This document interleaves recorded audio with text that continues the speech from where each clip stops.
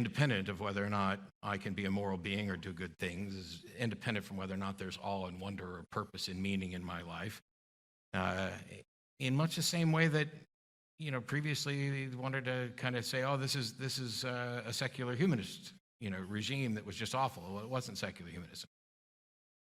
There were atheist fans who wrote me that were like, oh man, I can't wait till you do this conversation with Jordan. And I was like, cool. And still, I hope that we have many more conversations as well, because just saying one thing that I find irritating is never going to be enough to get rid of me.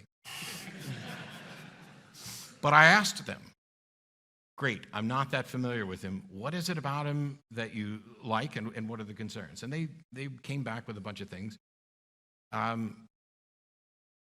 None of them said anything about agreeing with views on religion. They seemed very confused on those things.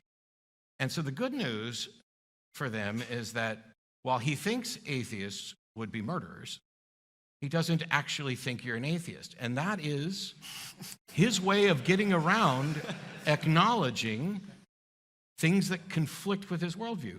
I don't get to decide who is or isn't a true Christian. I didn't even get to decide that when I was a believer. I definitely don't get to do it now. So if somebody tells me they're a Christian, I'm going to have to accept that. I have a model in my head of what that means. I have a model in my head of what it means to be a Muslim, but I'm willing for them to explain to me what their model is. I know people who identify as Christian